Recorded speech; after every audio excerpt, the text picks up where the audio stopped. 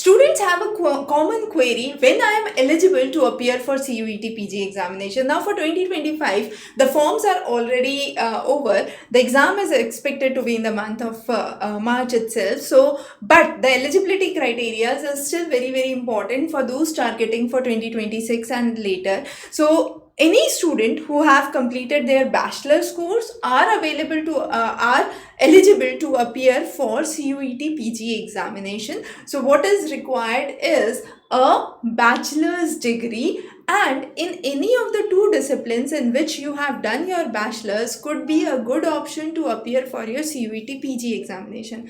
However, there is no restriction on the number of subjects that you can appear which are not there in your UG examination. The maximum number you can fill is 4 subjects, but it can be an option that those 4 subjects are not part of your undergraduate program. For example, a BSc student can definitely apply for any course in arts, for example, literature, or let's say psychology, sociology. If they want to go and pursue their masters in that discipline, there is no restriction, no bar. Also, there is no age limit which permits that, okay, above this age you cannot appear for the PG examination and you cannot enroll into a master's program. So both of these criteria have to be taken into mind carefully, and the eligibility rules are really important for those appearing and targeting for CUET PG. Now practicing the CUET material is again very important. Prepare well, practice well. In case you have any questions or queries, feel free to connect back.